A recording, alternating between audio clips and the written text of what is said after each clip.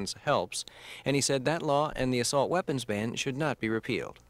And I'm not a cop, but I know that if Congress repeals the Brady law and the assault weapon ban, it will be a crime. It will be a crime because people will die and families will be destroyed. Tomorrow, the House Crime Subcommittee holds a hearing on whether handgun ownership enhances self-defense and saves lives. Gun control advocates say the repeals will likely pass the House. They're pinning their hopes on sustaining a presidential veto. I'm Peter Kenyon in Washington. President Clinton says spending cuts that he's proposing are better than anything the Republicans are offering. He's addressed a joint session of the Florida legislature. He touted his crime bill and he praised Florida for its welfare changes. On Wall Street, the Dow Jones Industrial Average is down a fraction of a point at 4,160. Trading is heavy. This is NPR. I'm Bob Edwards, host of NPR's Morning Edition. There's a lot going on in the world while you're asleep. Fortunately, our reporters overseas are wide awake, so is the Morning Edition staff, which collects that information for the time when your ears are ready to hear it. You won't miss a thing. Just turn on the radio. We'll have you caught up before the coffee's ready on NPR's Morning Edition. Weekday mornings from 6 till 8 on WNYC FM 93.9.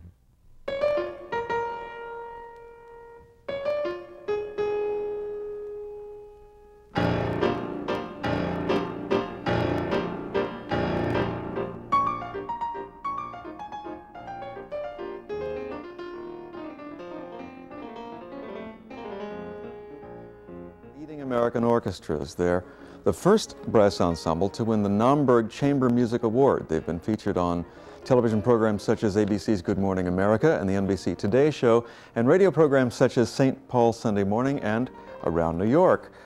Their latest recording for Telarc is called Passage 138 BC to AD 1611. From that album, they're about to play for you the first Delphic hymn. Here are my guests in this first hour of Around New York, the Empire Brass.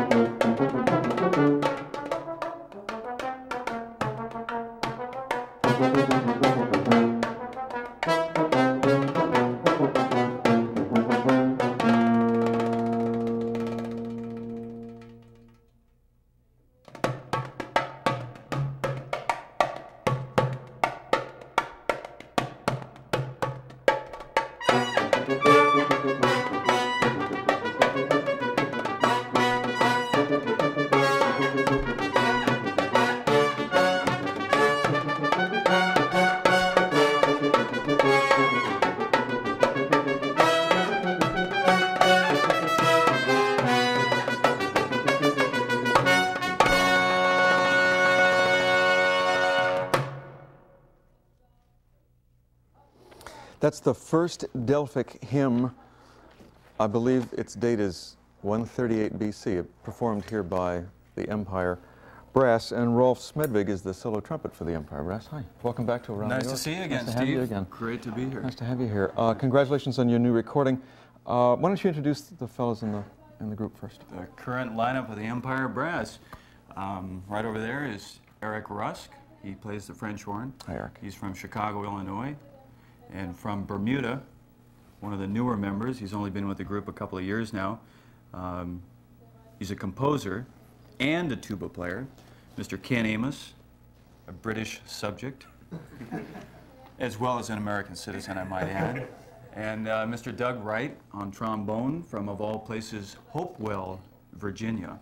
It took me about 2 or 3 years to figure out where Doug was actually from. And Jeff Curnow, the other trumpet player.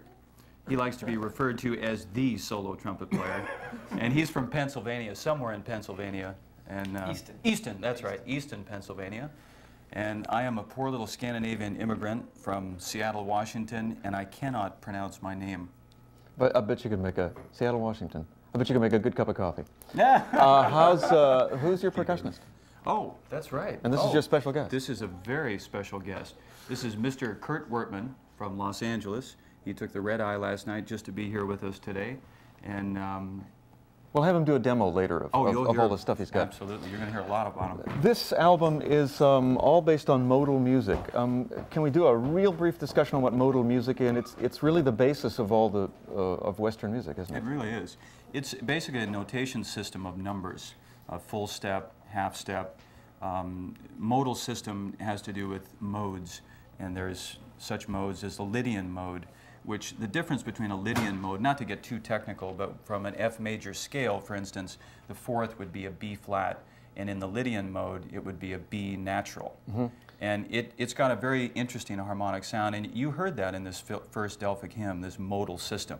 You also heard incorporated in that this rhythmic structure, which is very important, a 5/8 feel. Although none of this music had bar lines, the musician really had to determine where that beat was, whether it was 1 and 2, 1, 2, or 1, 3, or whatever it might be. Would you play an F major scale and then maybe play a Lydian, which is sort of based on, if people could see a keyboard, they could sort of see it really. This is F major.